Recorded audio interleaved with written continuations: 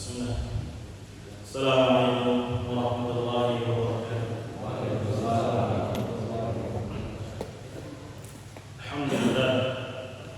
Wassalatu wassalamu ala asyrafil anbiya'i wal mursalin wa ala alihi wa sahbihi wa man tabi'ahum bi ihsanin ila yaumil din. Amma ba'd.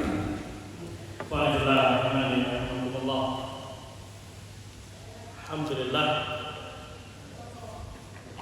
Tadi kita telah membahas pada hakikatnya apa yang telah kita kaji, sedang membedah atau berusaha tadabbur ayat-ayat Allah Subhanahu wa taala, yakni surat Yunus ayat 62 dan 63, yang Allah Subhanahu wa taala katakan, ala ketahuilah inna awliya Allah, wali-wali Allah Subhanahu wa taala, yakni kekasih Allah. Dan setiap kita bisa menjadi wali-wali Allah Subhanahu wa taala, menjadi kekasih dari kekasih Allah Subhanahu wa taala, dalam bentuk Allah memberikan dia bimbingan, Allah memberikan dia taufik untuk mengerjakan sesuatu yang Allah Subhanahu wa taala cintai. Makanya sifat wali Allah, la khaufun 'alaihim wa la hum yahzanun. Mereka tidak merasa takut, mereka tidak pula bersedih, tidak takut terhadap masa depan yang akan menimpa dia, karena Allah yang menjadi walinya, karena Allah yang menjaminnya. Dan dia pun tidak bersedih atas apa yang lalu yang mungkin terluputkan dari kebaikan-kebaikan, karena Allah Subhanahu wa taala yang mengampuni, Allah yang memaafkannya. Itu karakter wali-wali Allah Subhanahu wa taala, karena mendapatkan pertolongan, mendapatkan bimbingan arahan dari Allah Subhanahu wa taala. Tapi ini bersyarat, bukan perkara yang asal maksud mengucapkan asyhadu an la ilaha illallah wa asyhadu anna Muhammadar Rasulullah, kemudian tanpa adanya pembuktian, tanpa adanya amal yang dikerjakan. Makanya dilanjutkan ayat berikutnya, alladzina amanu wa kanu yattaqun, yakni orang-orang yang beriman dan mereka orang-orang yang bertakwa. Jadi kunci wali-wali Allah adalah takwa. Apa itu takwa? Jadi mengerjakan apa yang Allah perintah di atas ilmu, meninggalkan apa yang Allah larang di atas ilmu pula, mengharapkan pahala di sisi Allah, takut akan ada iqabnya Allah Subhanahu wa taala. Dan takwa ini, sekali lagi ikhwan fillah rahimanallah, perlu bahan bakar, perlu bahan baku, dan bahan bakunya adalah iman. Bahan bakunya adalah iman. Sebagaimana yang ma'ruf, iman itu 3 pokok harus ada pada diri seseorang. Jikalau ini tidak ada, hilang salah satu, maka dia tidak bisa dikatakan seorang yang beriman kepada Allah Subhanahu wa taala. Sebagaimana kata para ulama, iman itu qaulun bil lisan. Lisan berucap, ada amalan lisan. I'tiqadun bil janan, keyakinan di dalam hati. Wa amalun bil arkan, ada perbuatan dari anggota tubuhnya. Ini konsep sebuah keimanan, dia akan terbentuk dengan 3 perangaian. Dia tidak akan bisa terbentuk kalau salah satu hilang. Misalkan kita katakan tembok ketika ada beberapa unsur yang memenuhinya. Semen, apa lagi? Pasir, apa lagi? Air dan batu. Hilang salah satu saja. Ya, nggak bisa dia dikatakan apa? Tembok atau dinding. Ya, ada air, ada pasir, ada semen, ada batu, tapi nggak ada air. Jadi nggak ada tembok. Kira-kira ada? Hah? Enggak. Atau air ada, pasir ada, bata juga ada, nggak ada semennya. Jadi itu pasir campur air doang. Jadi dindingnya tidak ada. Ya, tidak kan? Ya, ya pencinta kopi. Itu kopi dikatakan kopi. Kira-kira apa saja yang bisa? Kopi itu sendiri. Ya, apa lagi? Pasir air. Ada orang minum kopi tambah air. Dari apa itu? Dikemut aja kopinya. Bukan kopi namanya, tapi nggak nikmat, ngeruputnya nggak nikmat. Ada unsurnya. Itu mukamilat saja dia, penyempurna saja. Kurang lengkap gitu kalau minum kopi, bang nggak ada suaranya. Kenyang. Tapi yang kita omong adalah kopinya. Dia akan terbentuk, dia akan terwujud dengan kopi itu sendiri bumbunya. Ya, kemudian airnya minimal sekali. Maka begitu juga konsep iman. Tidak bisa diambil salah satunya saja. Tidak boleh dia meyakini iman itu cuma i'tiqad, keyakinan. Ya, yang penting saya yakin Allah adalah Rabb saya. Tapi nggak bilang syahadat la ilaha illallah. Atau sudah ngomong juga asyhadu an la ilaha illallah, diyakini Allah Tuhannya. Tapi tidak ada amal di dalam diri Islam. Itu pun bisa meruntuhkan bangunan iman dia. Ada yang kurang di dalam bahan baku membentuk ketakwaan. Padahal takwa itu menjadi syarat seorang dikatakan wali Allah Subhanahu wa ta'ala. Maka pahami, ya, anak pendekatan pemahaman saja. Mungkin ketika ada di hadapan kita sesuatu yang ingin kita wujudkan, maka secara fitrah dia akan kumpulkan semua bahan-bahannya supaya terjadilah atau terbentuklah keinginan yang dia harapkan. Sedang membangun masjid, uang ada, pekerja ada, tanah nggak punya, gimana mau jadi masjid? Atau tanah ada, ya, duitnya apa? Nggak ada. Ya, itu sebuah pola pikir sederhana, sebuah pola pikir mengandung fitrah bahwasanya iman, ya, tidak lepas dari 3 unsur. Dia mengeluarkan saja, maka dia terangkat ahlul bidah, pengikut hawa nafsu. Ya. Makanya akhirnya banyak orang-orang yang mengambil pendapat-pendapat karena disebabkan ada kelompok yang mengeluarkan amal dari iman. Akhirnya setiap orang yang berbuat kejelekan, ya, jangan ditegur, jangan diomelin, jangan-jangan hatinya bagus. Padahal kelakuannya kayak syaitan. Jangan main dulu aja. Belum tentu hatinya apa? Belum tentu hatinya jernih. Banyak nih sekarang pikiran ini. Misalkan nanti baca komen-komen, ada Mama Gufron, jangan kafir-kafirin aja. Hatinya bagus itu. Belum tentu hatinya. Disebabkan pemikiran-pemikiran yang mengeluarkan amal, mau jukir balik sekalipun, mau beribadah sekalipun, yang penting hati saya meyakini Allah cukupkan. Ya, ini pengerian pola pikir ideologi yang salah, sehingga ada yang salah di dalam ketakwaannya. Orang nggak pakai kerudung biarin aja, jangan-jangan hatinya berkerudung. Memang kita tahu hatinya bagaimana. Jadi hilang yang namanya amar ma'ruf nahi munkar. Gak usah pinta dia, gak Ya, kita juga nggak tahu hatinya. Jangan-jangan kita juga sama dia sama-sama jelek. Disebabkan apa? Ada pola pikir yang salah di dalam memahami iman.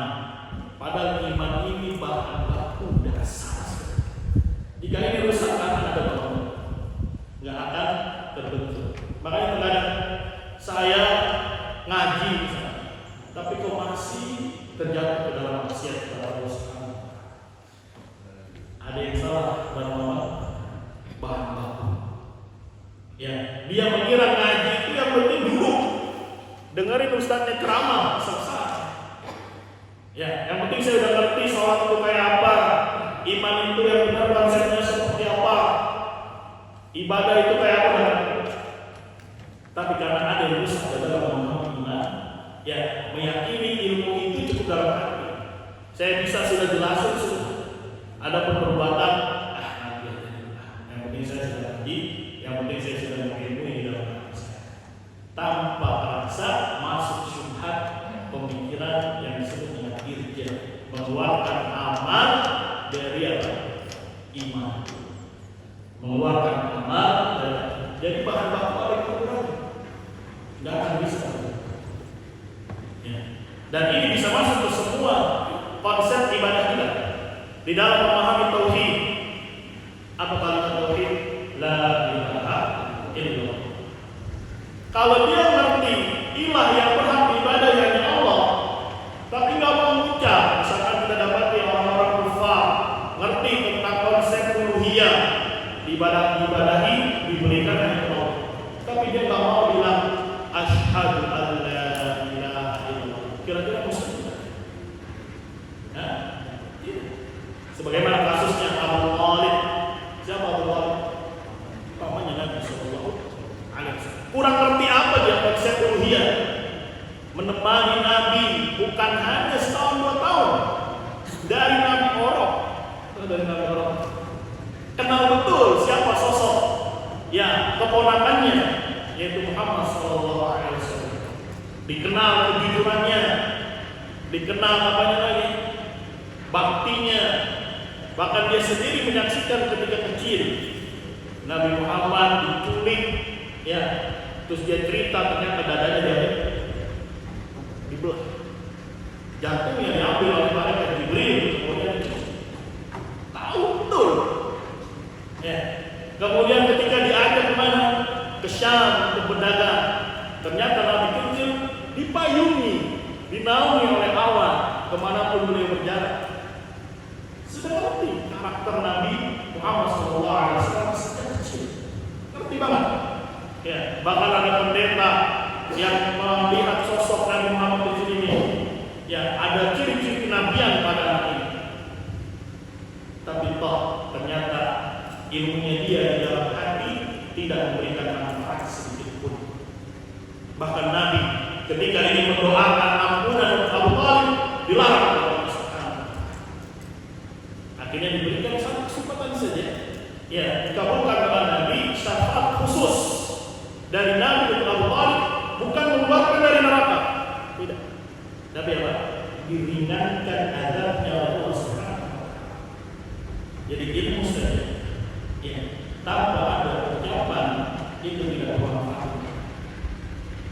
Atau ucapan saja, yang penting iman itu ucapan saja. Yang penting saya sudah asyhadu an la ilaha illallah, tapi hatinya jengkel sekali sama Islam, benci sekali sama Islam. Kira-kira orang seperti ini apakah pantas dikatakan muslim? Ngomong doang, yang penting saya ngomong asyhadu an la ilaha. Contohnya siapa? Orang-orang munafik di zaman Nabi Sallallahu Alaihi Wasallam. Apa yang dikatakan lisan saja, tapi ternyata hatinya dongkol sama Islam. Sholat, tapi apa? Dongkol sama Islam, benci sama Islam. Ya, bahkan hukumannya fiddatil asfal min nar. Orang-orang munafik yang tadi zahirnya mengerjakan ibadah, tapi hatinya benci sekali sama Islam, maka tempatnya kerak neraka yang paling bawah. Tidak ada manfaat. Atau ada juga orang yang sudah memeluk Islam, mengucapkan kalimat yang hatinya meyakini Allah Rabbnya, tapi ketika beramal ada sesuatu yang merusak iman dia, meminta kepada jin, meminta kepada yang wali-wali yang telah wafat. Kalau ditanya siapa Rabbmu, Allah pasti. Tiap hari juga bilang la ilaha illallah, bahkan paling kencang la ilaha illallah. Tapi ada yang dia batalkan sendiri, yaitu amalan bentuknya syirik akbar, maka itu mengeluarkan dia dari ranah Islam. Nasallallahu alaihi wasallam. Mengapa sekalian bahan bakunya adalah iman tadi menjadi sebuah bahan baku ketakwaan dia kepada Allah Subhanahu. Semakin kuat imannya, maka semakin tebal juga ketakwaan seseorang di dalam perjalanan dia kepada Allah Subhanahu. Kata zawwadu, kata Allah berkala, fa inna khairaz zadi taqwa. Sebaik-baik bekal adalah takwa. Sebaik-baik bekal adalah takwa. Ini yang harus dipahami oleh seorang hamba. Berbekallah kepada Allah Subhanahu wa taala, karena pada akhirnya kita sedang berjalan menuju Allah Subhanahu wa taala. Itu konsep antum bisa catat ayatnya. Jadi mungkin yang bulan lalu sudah dapat penjelasannya, karena mungkin ada yang baru sengaja diulang supaya semua pun mendapatkan faedah. Surat Yunus ayat 62 sampai ayat 63. Kalau ingin mendapatkan cinta Allah, mendapatkan pertolongan Allah yang nanti buahnya tidak ada rasa takut, tidak pula bersih, maka harus bertakwa kepada Allah. Dan takwa modal utamanya, bahan baku utamanya adalah iman. Dan iman tadi konsepnya qaulun bil lisan, harus ada ucapan dengan lisan, i'tiqadun bil janan, keyakinan di dalam hati, wa amalun bil aqal, dan beramal dengan anggota tubuh. Dan dia bisa bertambah disebabkan taat, bisa berkurang disebabkan maksiat. Makanya para ulama mengatakan ketika ada seorang muslim terjatuh ke dalam perkara dosa, maka mereka katakan muslim naqisul iman, seorang muslim yang sedang turun iman. Kenapa? Karena ada maksiat yang dia lakukan sehingga iman itu. Dan dia ngaji hari ini semangat dapat ilmu, bergejolak hatinya, ada ketenangan di dalam hatinya, itu pun tanda iman masuk ke dalam hatinya. Bertambahlah keyakinan dia, bertambahlah kekuatan iman dia. Maka yakinilah itulah iman, disebabkan karena taat kepada Allah, dia duduk bermajlis yang mengkaji Al-Quran, mengkaji hadis Nabi SAW, bertambahlah iman. Bahkan di dalam meninggalkan maksiat saja itu bisa menaikkan iman. Akhirnya Allah jaga. Sebagaimana kisah Nabi Yusuf alaihissalam. Ini kira-kira ada akhlak paling cantik kerajaan. Diajak itu. Ayo bang, kosong nih rumahnya, nggak ada siapa-siapa nih. Kira-kira gimana para lelaki yang normal ini? Dilihat kanan kiri kos, di depannya perempuan yang paling cantik. Kira-kira laki-laki yang normal diajak, si wanitanya mau, si perempuannya mau, Nabi Yusuf juga mau. Walakat hamadihi wa hamadiha, yang perempuan mau, Yusuf juga mau. Tapi tatkala Nabi Yusuf alaihissalam orang yang mukhlis, ikhlas karena Allah Subhanahu wa taala, merasakan beribadah kepada Allah itu lebih lezat, lebih nikmat ketimbang berbuat maksiat.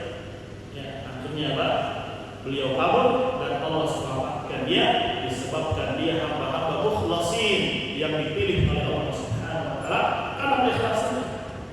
Meningkat iman Nabi Yusuf alaihissalam.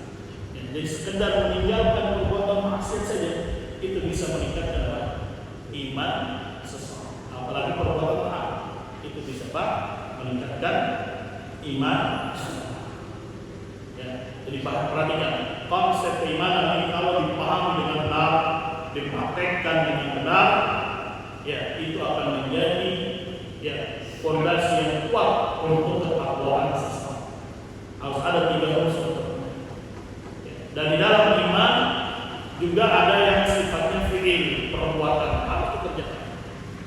Ada yang sifatnya tak ditinggalkan, dijauhi. Makanya itu menjadi konsep sebuah takwa yang mengerjakan dan dijauhi. 2 ini harus ada. Seorang tidak akan bisa dikatakan bertakwa, yang penting saya sudah salah, tapi maksiat jalan terus. Ya. Atau hanya meninggalkan perbuatan maksiat, sholat enggak, misalkan ibadah yang lain enggak, ini pun tidak dikatakan bertakwa. Harus 2 perkara. Sebagaimana konsep la ilaha illallah harus 2. Ya, menolak semua ilah-ilah enggak berhak ibadahi. Cukup enggak? Sampai kita menetapkan ibadah kepada Allah Subhanahu. Ini kata yang tidak boleh lepas dari seseorang di dalam memahami iman, di dalam memahami atau itu pondasi asas yang tak boleh jahil seorang tentang hal tersebut. Ya. Jika jahil maka para ulama mengatakan ijma tidak ada dispensasi untuk dia. Ini udah 30 tahun nih muslim, tapi nggak kenal konsep beribadah kepada Allah Subhanahu wa taala, jatuh ke dalam syirik akbar. Para ulama tidak memberikan itu ijma. Jadi ya, 30 tahun maknanya selama ini bodoh. Kenapa bodoh? Gak mau belajar, bukan karena gak mau belajar, tapi karena ada perkawinan di dalam hatinya. Beda kalau pun tinggalnya di pedalaman sana, nggak ada akses Islam masuk sedikit. Ternyata dia menyebab pohon. Ya, apa hukumnya dia? Ijma para ulama pun dia kafir. Kenapa? Karena tidak beribadah kepada Allah Subhanahu wa taala. Kelak dia mau kiamat, dia mendapatkan ujian dari Allah. Kalau kata Allah masuk neraka, terus dia taat dan patuh, maka dia Allah masukkan ke dalam surga. Tapi disuruh masuk neraka, mungkin dia enggak, ya malah Allah masukkan dia ke dalam neraka yang itu disebut dengan ashabul Allah. Ya, orang yang enggak pernah masuk sama sekali akses Islam, enggak pernah dengan Islam, enggak pernah dengan Nabi Muhammad itu apa? Ya, orang kayak gitu kebanyakan beribadah kepada siapa? Kira-kira apa enggak beribadah kepada Allah? Tidak. Kebanyakan di pohon, di batu, maka hukum seperti ini tidak terrealisasi tauhid, tidak terrealisasi iman. Maka ijma para ulama mereka orang yang kafir kepada Allah Subhanahu. Tapi dia mau kiamat, dia pengen mendapatkan ujian dari Allah Subhanahu. Apakah kita mau menjadi hamba-hamba ashabul fatrah yang hidupnya di pedalaman? Sekarang di sana aja di sini banyak masyarakatnya. Emangnya kalau hidup di sana nanti dia mau kiamatnya juga akan selamat?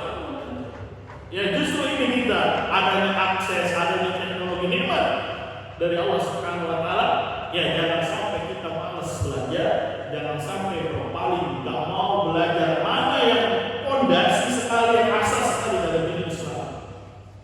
Ya mudah, YouTube bisa diakses. Ya buku-buku bisa diakses. Dan perkara tauhid kemarin gamblang jelas, tidak ada debu sedikit di dalamnya. Bahkan para ulama mengatakan andai tauhid diajarkan orang yang paling bodoh sekali, ya diajarin namanya doa hanya kepada Allah, nggak boleh doa kepada jin, ngerti dia. Kenapa? Karena tauhid perkara yang paling gamblang, ya, yang semua orang bisa paham dengan bahasa apa. Nah, dia bodoh di dalamnya, maka para ulama kita memberikan dia dispensasi atas kebodohan. Kebodohan ini penyakit. Ya. Kebodohan ini apa? Sumber bencana. Jika dia tidak mau belajar, ya, jika dia cuek bebek terhadap perkara akhiratnya, tidak mau mencari mana yang hak, mana yang batil, maka ini akan berbahaya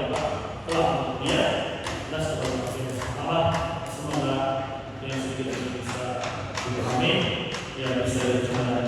Baik, itu sampai sini mungkin ada yang mau ditanyakan.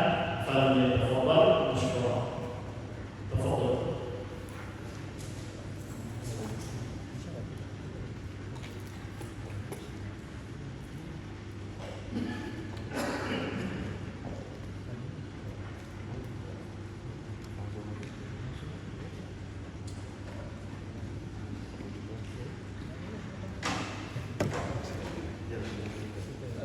Ya.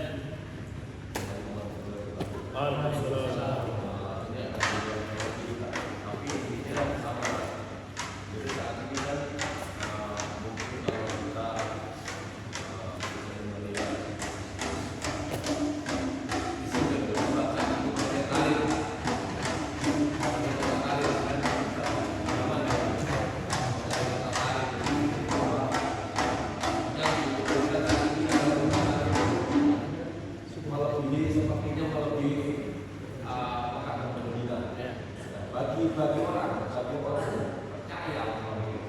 apakah itu termasuk menyimpang atau tidak?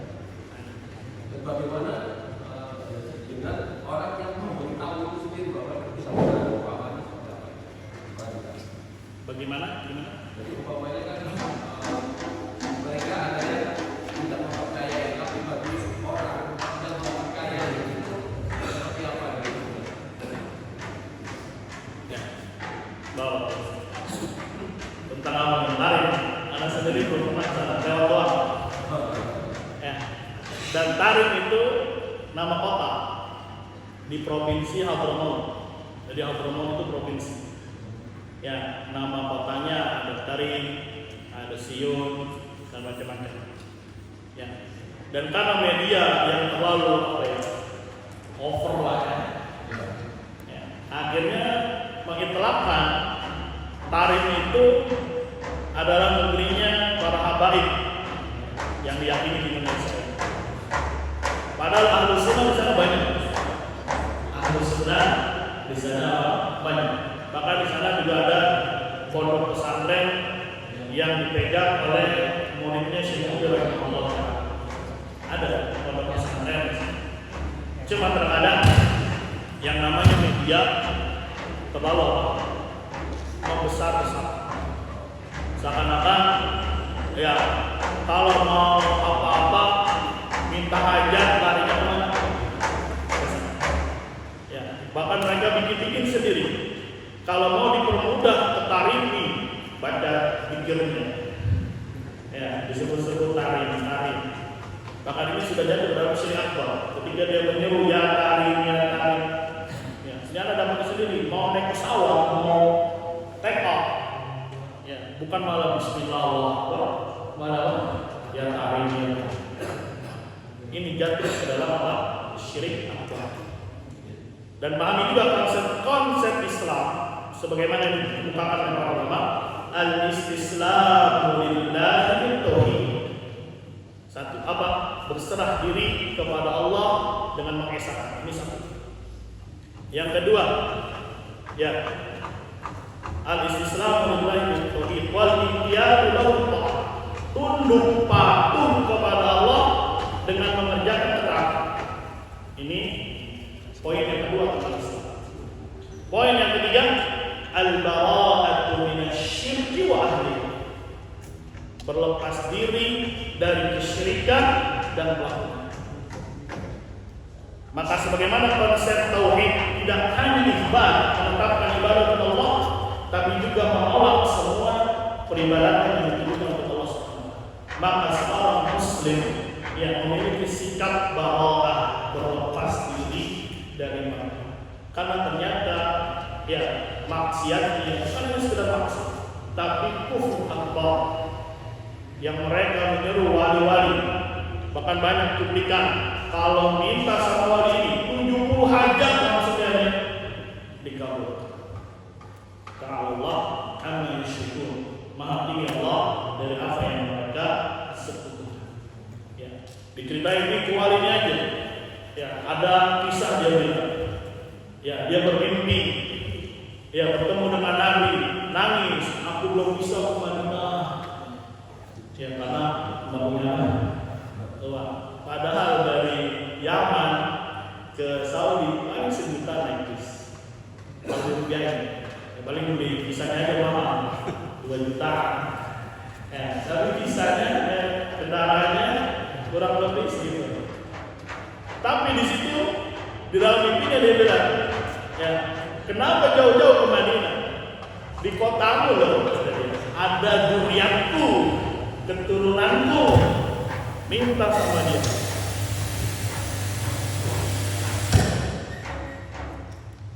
Tujuh hajat langsung dikabulkan. Ini khurafat. Ya. Bahkan apa? Dan syirik akbar. Dan perkara yang ujian di dalam dini Islam, identitas seorang muslim minta kepada Allah. Ini nggak bisa ditawar-menawar lagi. Dia menjadi karakter yang paling dasar dan dasar. Jika dia terjatuh ke dalam kekufuran, para ulama tidak memberikan dispensasi. Ya, maka dia dihukumi sebagai apa? Kafir. Tapi lihat bagaimana prakteknya. Tapi lihat bagaimana praktek. Ya, ketika ada seseorang, kita lihat dengan mata kepala. Ya, namanya siapa? Orang Muslim, kira-kira siapa namanya? Orang Muslim. Zaid. Namanya Zaidun. Kita tahu dia dari kecil Muslim, bahkan dulu rajin mondoknya dan seterusnya. Tapi apa? Terjatuh ke dalam kekufuran. Maka dia tidak bisa diberikan dispensasi dan dihukumi sebagai orang yang kafir kepada Allah. Tapi sekedar i'tiqad, dia yakini di dalam hatinya akan kufurnya si Zaid. Adapun untuk mengiklan, apa itu iklan? Mengumumkan, teriak-teriak, itu tidak ada kelaziman. Karena diperhatikan kondisi, maslahat dan kemampuan dia. Misalkan gampang ya, antum sudah kenal sunnah, terus melihat orang di pasar, ya dengan pakaiannya, ya ala kadarnya, antum yakini dia harus sunnah tuh. Tapi di mana antum yakini? Di hati atau keluar-keluar antum di pasar? Di dalam hati. Itu fitrah saudara. Fitrah saudara. Antum yakini dia itu bukan ahlu sunnah. Tapi di mana? Di hati. Tapi untuk mengkeluar-keluar mengumumkan atau kenal dia namanya si Zaid misalkan, dia itu bukan ahlu sunnah. Enggak ada kelaziman karena lihat kemampuan dan lihat ya situasi dan kondisi. Pemerintah juga begitu. Misalkan tahu ini pelaku kejahatan, tapi nggak langsung diumumkan, nggak langsung dikeluarkan karena ngelihat kondisi dan keadaan politik dan seterusnya. Itu pun diambil dari konsep keislaman yang murni, yang bersih dari pemikiran-pemikiran yang menyimpang. Jadi itu konsep bagaimana. Jadi Ahlussunnah itu terhindar dari khawarij. Apa itu khawarij? Dikit-dikit sikat, dikit-dikit bunuh. Itu khawarij. Tapi Ahlussunnah ketika melihat kekufuran, ya yang terjatuh ke dalamnya dihukumi kekafiran, tapi cukup di dalam apa? Jadi mami. Ya, misalkan antum melihat adalah misalkan Pak Polisi nih, ngelihat anak buahnya mungkin ya ada yang melakukan pelanggaran besar, ini berat pelanggarannya, nggak bisa ditoleransi dong. Ya, maaf. Sekarang dia bisa langsung bertindak untuk memecat misalnya, bisa saja. Kenapa? Karena dia punya kemampuan dan dia punya uang. Tapi kalau enggak, sesama teman saja, waduh ini teman gue udah kacau. Tapi untuk mengecap dia, kowat-kowat teman yang lainnya, gimana perasaan dia? Apakah harus? Tidak, karena melihat kondisi dan tapi dia yakini teman ini ya sudah ngawur, sudah terjadi, sudah kacau ini, merusak marwah kepolisian. Tapi untuk mengkoar-koar tidak ada kelaziman. Bisa dipahami? Itu praktik. Jadi harus dibimbing memang sebuah konsep yang harus dipahami supaya kita tidak terjatuh ke dalam khawarij takfiri. Apa itu takfiri? Dikit-dikit kafir dengan lisan dia umumkan. Tidak. Maka Ahlussunnah ketika orang terjatuh dalam kekufuran, ya kita yakini kufurnya dia. Ya. Terus langkah yang selanjutnya kita lakukan adalah apa? Karena kita tahu saudara kita jatuh dalam kekufuran, seharusnya kita tolong dia. Kita ajak dia lah diskusi. Ya, jangan langsung disikat, langsung dihakimi dan seperti itu. Bukankah begitu kalau misalkan ya ada kondisi misalkan Pak Polisi nangkep maling, kan langsung ini ada namanya proses dan seterusnya. Walaupun si polisi ini tahu emang ini malingnya sudah, coba langsung menghukum dia dan ini. Ya tunggu dulu Pak, kita lihat persidangan, kita lihat ininya dan seterusnya. Ya bisa dipahami. Nah, itu prakteknya yang harus dipahami. Terkadang kita malah bingung sendiri. Belajar pembatal keislaman, tapi ketika ada si Z terjatuh ke dalam kekufuran, dia bingung. Kafir nggak nih Z? Waduh, berat ini masalahnya bro katanya. Jangan main kafir-kafiran aja dulu. Ya. Kalau itu dalam perkara yang detail, yang rumit, yang jelimet, yang kita nggak ngerti sisi pendalilan, boleh dia bilang nanti dulu, saya nggak paham. Tapi dalam perkara yang gamblang, perkara yang asas mendasar, yang itu karakter seorang Islam, nggak bisa diberikan toleransi. Ini fitrah. Anak kasih contoh lagi, ya apa namanya? Ini sering anak kasih contoh. Misalkan antum manggil apa? Montir. Ya kira-kira asas mendasar seorang montir itu apa? Tahu apa namanya? Peralatan lah ya. Ada apa? Obengnya, ada kunci pas. Ini montir malah nanya kepada kita, Bang, yang obeng yang mana? Pada di depannya banyak obeng kunci. Yang kunci 12 yang mana Bang? Kunci Inggris yang mana? Kira-kira dia sudah terjatuh dalam perkara yang mendasar atau belum? Mendasar saja. Kira-kira antum paham ide ini apa? Montir atau bukan? Bukan. Di dalam di mana? Antum langsung berani. Montir apa lu? Gitu kan? Enggak juga. Berantem nanti antum diketok pakai kunci Inggris. Jadi mami, ya ini yang terkadang ya terluput oleh beberapa dai di dalam menjelaskan bagaimana seharusnya kita bersikap. Ya Islam itu izzah sekali. Islam itu memiliki kemuliaan. Ya bukan hanya tahu pembatal keislaman 1, 2, 3, 4, 5, tapi bagaimana kita merealisasikannya. 3 orang terjatuh dalam kekufuran, kita katakan dia kufur. Ya cukup dulu di dalam hati. Kenapa? Termasuk selemah-lemahnya iman. Kalau kita melihat kemungkaran, kalau mampu pakai apa? Tangan. Kalau nggak mampu juga pakai apa? Lisan. Kalau nggak mampu juga pakai apa? Wadzalika ad'aful iman. Dan itu selemah-lemahnya iman. Mafhum? Karena Islam sekali lagi bukan hanya ibadah beribadah kepada Allah, tapi harus ngerti siapa yang teman, siapa yang lawan.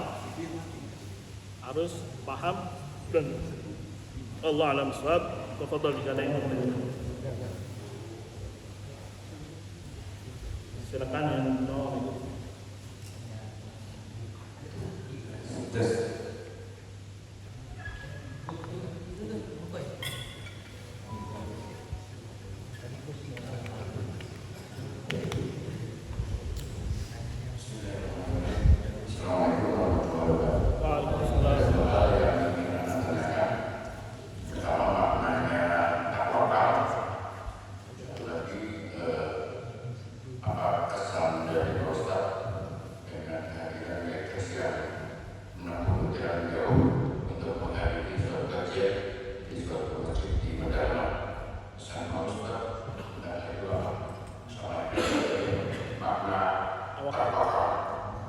Tawakal ya.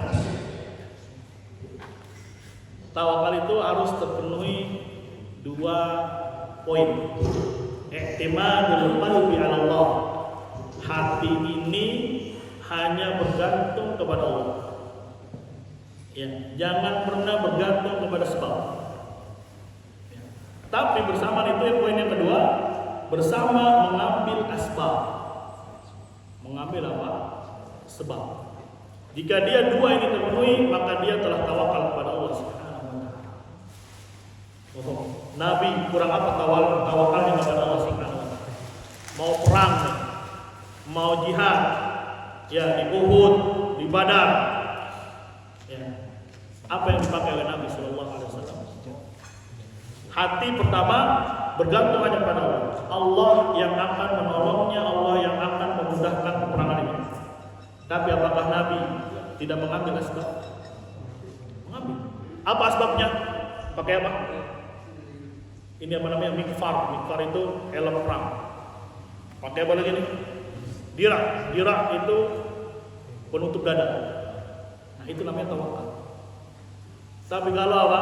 Mau perang, yang penting saya bergantung kepada Allah. Cuma bawa apa? Pisau dapur. Nah, itu bukan tawakal namanya. Ya, mati konyol itu. Oh. Ya, dia mau usaha, mau cari uang, harus tawakal kepada Allah Subhanahu wa taala. Hati saya sudah mantap, yang memberi rizkinya Allah, betul. Tapi keluar nggak bawa apa-apa. Ya, mau bawa dagangan juga nggak ada. Diam aja di depan itu. Hah? Bukan tawakal namanya. Ya keluar kemana kayak cari teman, tanya ada bisa nggak yang saya jualin. Ya, saya ambil dulu barangnya, nanti saya tawarin sama orang, itu baru namanya apa?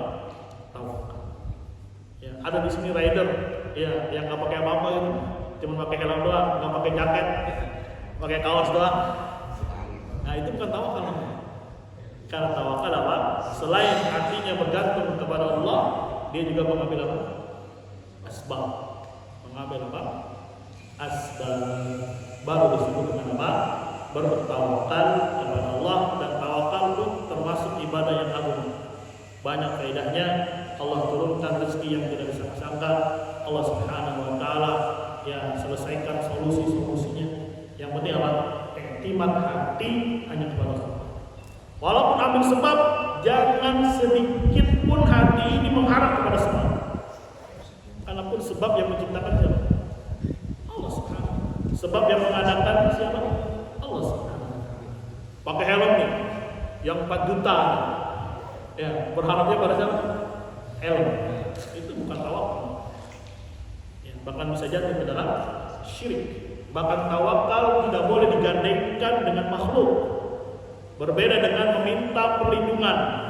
Boleh kita meminta perlindungan kepada selain Allah kalau dia hadir dan mampu. Boleh. Tapi tawakal gak bisa digandengkan. Saya bertawakal kepadamu ya Allah, dan saya juga bertawakal kepadamu wahai Zaid. Gak bisa. Karena tawakal murni hanya Allah Subhanahu wa taala. Ibadah yang murni untuk Allah, yang selain makhluk tidak boleh masuk. Kenapa? Karena tawakal itu i'timadul qalb, bersandarnya hati hanya kepada Allah. Ketika dia bersandar hati kepada selain Allah, maka dia bukan orang yang bertawakal kepada Allah Subhanahu wa taala. Itu pengertian apa? Tawakal. Jadi hati ini hanya bergantung kepada Allah. Ya, Allah yang akan menyelamatkan, dia harus percaya. Allah yang akan menjaga dia, harus yakin. Ya, Allah yang akan meluruskan langkah dia, harus yakin kepada Allah Subhanahu wa taala. Tapi jangan lupa ambil apa? Ambil sebab. Ya, pernah ada ketemu jamaah yang suka keliling-keliling masjid itu. Ya. Nyuci baju, dicelupin ke air, kasih rinso. Enggak diaduk, enggak dikucel. Ditanya, kenapa enggak diaduk, enggak dikucel? Saya tawakal kepada Allah Subhanahu wa taala. Ini salah. Ya, emang ada yang muterin? Nggak ada. Sampai ninggalin istri. Gimana istrinya? Nafkahnya gimana? Saya tawakal kepada Allah. Kecuali kalau dia ninggalin istri, ada kontrakannya 12 pintu. Ya, bisa diambil. Ini nggak ada belas sama sekali. Ya, ini bukan dikatakan apa? Jadi tawakal itu poinnya 2. Hati bersandar kepada Allah dan mengambil apa? Asbab. Jangan sekali-kali bersandar kepada sebab. Jangan kalah sama burung. Ya, luar biasa burung tawakalnya. Pergi dalam keadaan apa? Perut kosong. Pulang-pulang sudah boleh. Harusnya laki-laki itu lebih apa? Tawakal harusnya lebih tinggi dari siapa? Burung. Adapun kesan, ya gimana ya? Terus terang anak orang yang motor udah gak kuat namanya pantatnya. Ya, kalau dulu sih sering juga pulang pergi ke Tangerang Depok. Ya, karena dulu anak ngajarnya Pak di Depok. Ya, pas sudah kesini udah. Tapi alhamdulillah perkara mubah Jangan sampai melalaikan. Ini semua sarana, ini semua wasilah yang sifat dasarnya, hukum dasarnya itu mubah. Ya, jangan sampai mubah itu apa? Melalaikan. Justru jadikan yang mubah ini untuk apa? Jalan ketaatan kepada Allah Subhanahu. Ya, saling kenal, saling tarahum, berkasih sayang, saling mencintai karena Allah Subhanahu wa taala, saling memberi nasihat, ya saling mengingatkan, saling menasihati, ya saling bagi ilmu, ya sebagai apa? Tadi untuk menuju ketaatan kepada Allah. Kumpulnya kita ini takdir dari Allah yang sifatnya Allah inginkan secara kauniyah, itu Allah inginkan secara takdir. Tapi bukan ini yang Allah cintai secara zatnya, tidak. Pertemuan semua orang bisa bertemu, tapi pertemuan ini jadikan wasilah untuk meraih cintanya Allah Subhanahu wa taala. Nah, itu baru ya setiap takdir apapun dia gunakan untuk meraih cintanya Allah Subhanahu wa taala. Yang disebut dengan iradah syar'iyyah. Disebut dengan iradah apa? Syar'iyyah. Semoga itu yang bisa dipahami. Ya, semoga Allah Subhanahu wa taala memberikan kekokohan, semoga Allah Subhanahu wa taala memberikan kekokohan.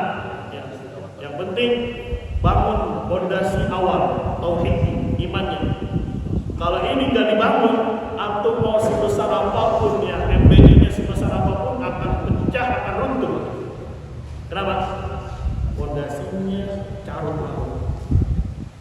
Fondasinya tidak kokoh. Fondasinya ada yang kurang bahan bakunya, maka satu saat dia akan hancur dengan sendiri. Jadi pertemuan karena Allah lebih sanggup pahalanya besar. Ya. Bahkan ketika seorang berteman karena iman, pahalanya satu dinaungi kelak di kiamat di arsy Allah. Termasuk 7 golongan yang dinaungi oleh Allah di hari tidak ada lagi naungan kecuali dengan Allah. Itu yang pertama. Yang kedua, akan dinaikkan di atas mimbar yang terbuat dari cahaya. Yang para nabi saja adalah gibtah. Gibtah itu merasa iri tapi iri yang bagus. Ya, lawan dari hasad. Itu bagi orang yang yatahabbani, saling mencintai karena Allah Subhanahu wa taala.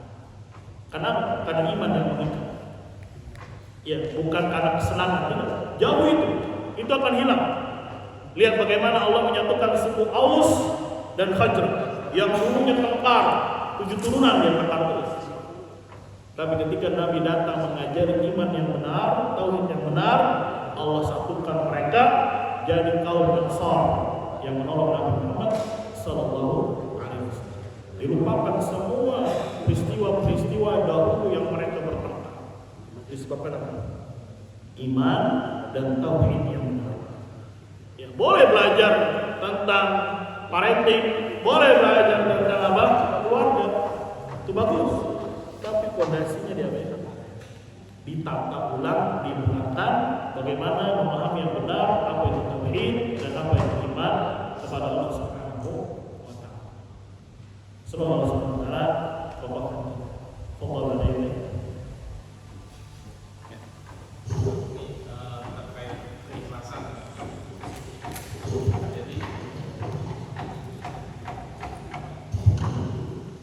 Jadi terkait keikhlasan.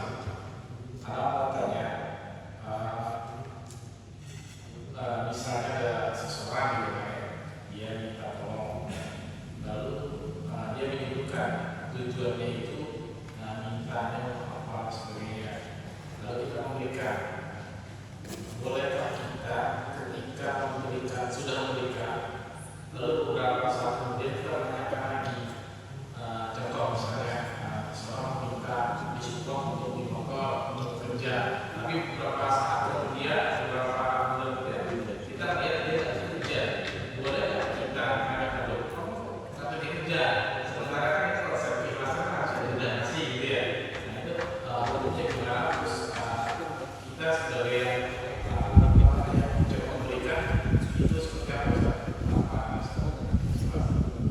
ngasih sedekah atau ngasih utangan?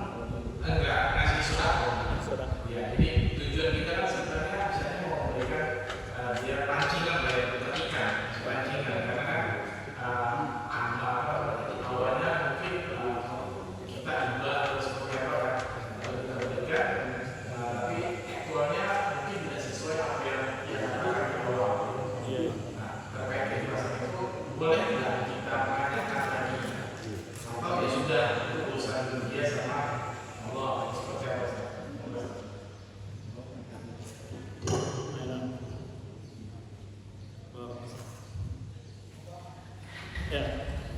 Memang ketika berbicara tentang harta, terutama dalam masalah uang, ada beberapa ladang ibadah di dalamnya.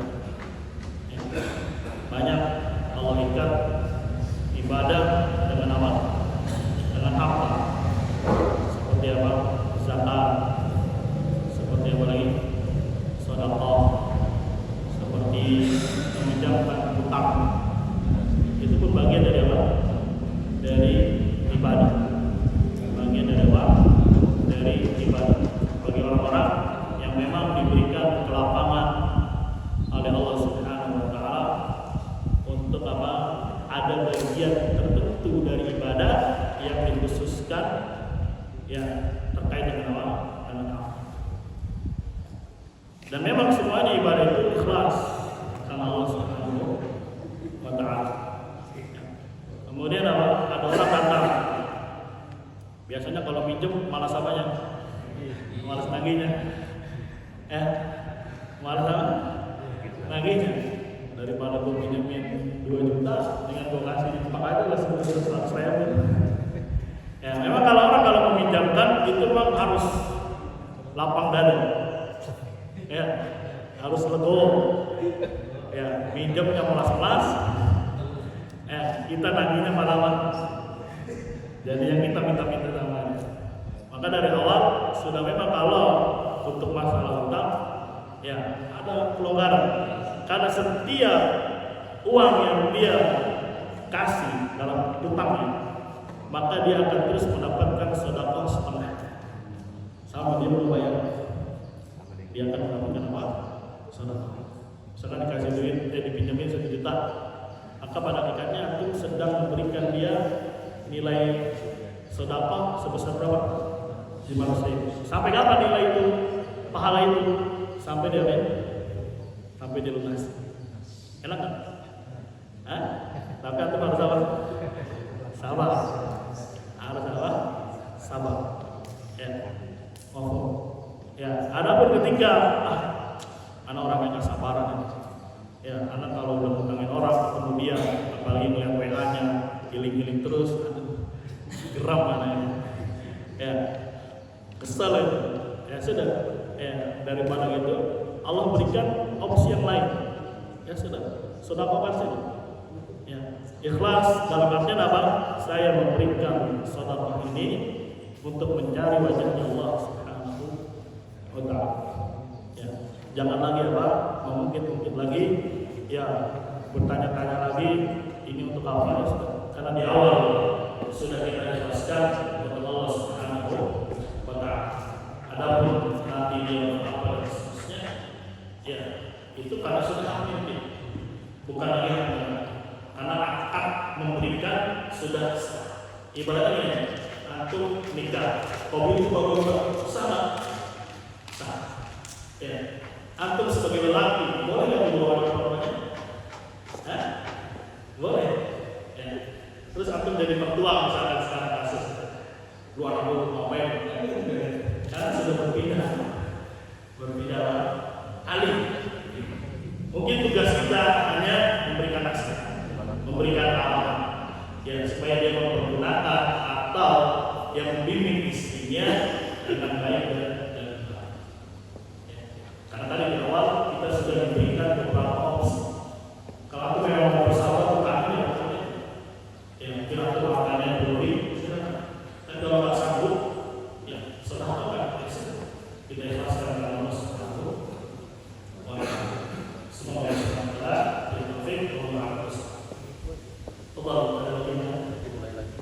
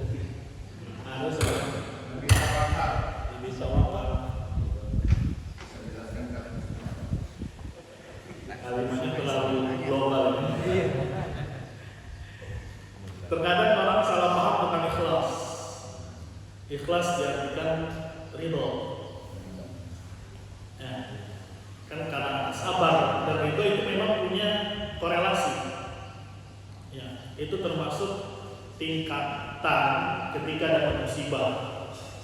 Misalnya orang dapat musibah, kadar wajib yang harus ada pada dia itu terendah. Itu apa? Sabar. Itu kadar terendah sekali ketika dapat musibah itu apa? Sabar. Kalau nggak sabar malah dosa. Lebih tinggi lagi di atas sabar itu apa? Orang bilangnya ikhlas, padahal yang dibutuhkan ridho. Ridho itu apa? Ya, legowo atas takdir. Apa? Yang lebih tinggi lagi, ya sabar. Ini yang wajib. Lebih tinggi dari sabar apa?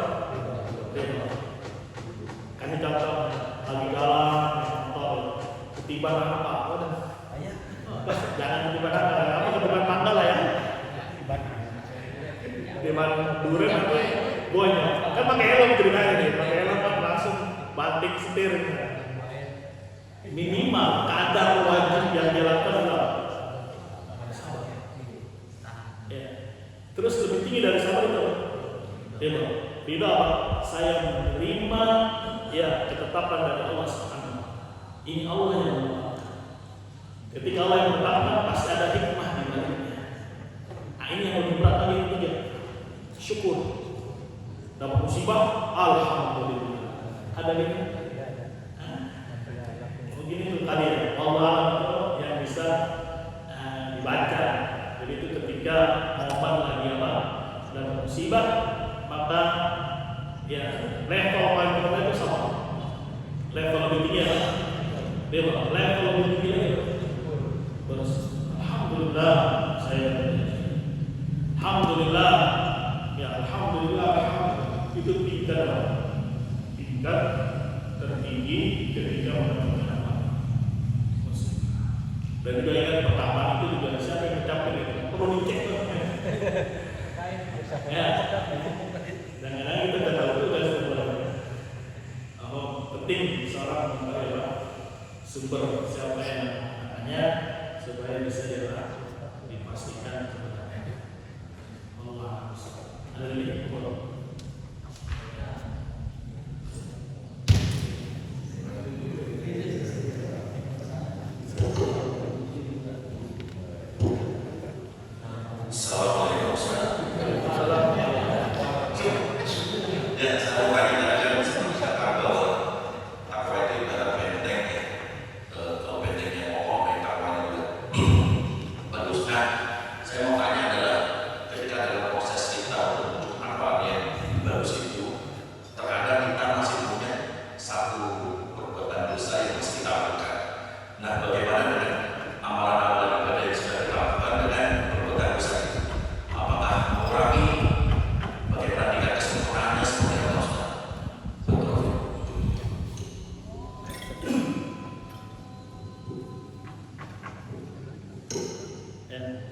Jadi betul, takwa itu benteng. Karena takwa itu diambil ya dari kata waqa. Waqa itu sesuatu yang melindungi, sesuatu yang memprotek dari sesuatu yang akan membahayakan dia. Nah, maka diambillah takwa dengan tadi kriteria. Dan betul takwa itu bertingkat-tingkat. Semakin kuat bahannya, maka bentengnya pun semakin apa? Kokoh. Ya makanya lihat kerajaan-kerajaan dulu kalau bikin benteng apa? Besar-besar. Ya, bikin benteng ini, bikin ini. Benteng Takeshi mungkin kalah ya. Ya gampang ketebus. Ya, tapi itulah secara naluri dia mengambil benteng. Dan terkadang orang yang bertakwa itu jangan disalahpahami, tidak pernah berdosa. Tidak. Ya, karena Bani Adam, ya kullu Bani Adam khata. Lihat kalimatnya khata itu artinya terus menerus mengulang. Gak mungkin dalam sehari gak ada dosa yang dikerjakan. Bangun pagi lihat apa? HP yang dilihat juga udah macam-macam. Ya, jalan sedikit, gas, dan ada perempuan di spion dilihatin. Terus ada prasangka jelek, ya nanti saya berangkat gimana ketemu dia ketemu ini sudah apa? dosa. Tapi sebaik-baik orang yang berbuat dosa adalah apa? Tawwabun, yang senantiasa bertobat kepada Allah Subhanahu wa taala. Makanya tadi Anda bahas bahan bakunya yang terbesar adalah tauhid dan iman. Ada yang merusak dia. Jikalau dia dirusak, itu masuk, maka akan hancur semua amalan yang telah dia kerjakan. Lain asyrakta la yahbatanna 'amaluka. Ya, kalau kamu menyebutkan Allah Subhanahu wa taala, hapus semua amalan. Maka hati-hati, syirik itu menghapuskan, membinasakan. Berbeda dengan syirik asgar, dia hanya menghapuskan amalan yang tadi dia masuk saja. Lagi sholat, ria dia, membatalkan sholatnya. Tapi amalan-amalan yang lalu tidak sampai hancur. Tapi syirik akbar, meminta kepada selain Allah, yang istighatsah kepada selain Allah, nadar untuk jin, maka ini bisa menghapuskan amal dia yang telah dikerjakan lalu. Rasulullah ya, habaran manthura, bagaikan debu yang bertebar. Ketika ada dosa yang sifatnya besar, pokok, ya sebuah karakter, sebuah spesial atau ya karakter seorang muslim, karakter Islam, itu berdoa kepada Allah Subhanahu. Gak ada para ulama yang alim setingkat apapun yang tidak mengalami apa jatuh ke dalam perbuatan dosa. Tapi sebaik-baik orang yang berdosa adalah cepat bertobat kepada Allah Subhanahu.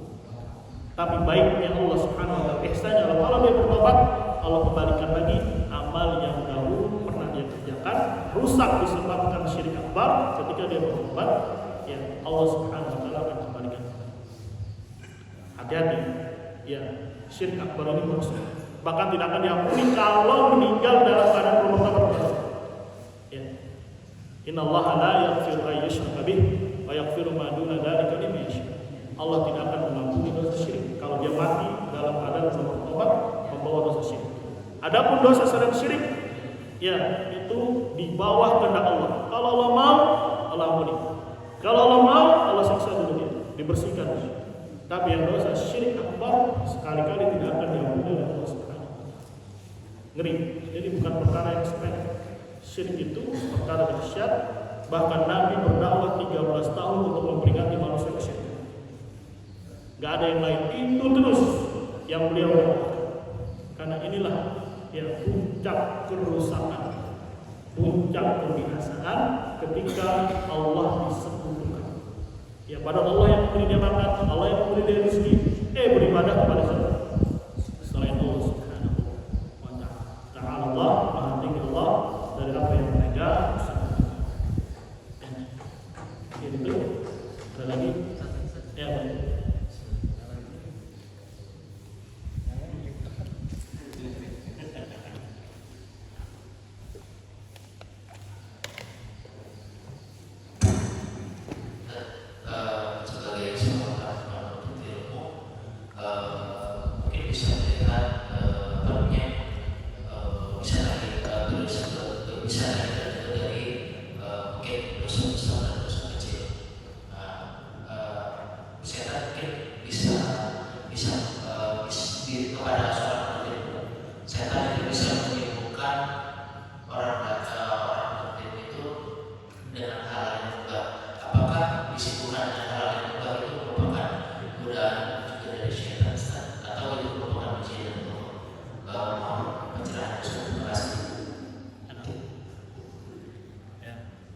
Alhamdulillah kita semua adalah para penuntut ilmu, yang berbicara, yang mendengar, semuanya adalah penuntut ilmu.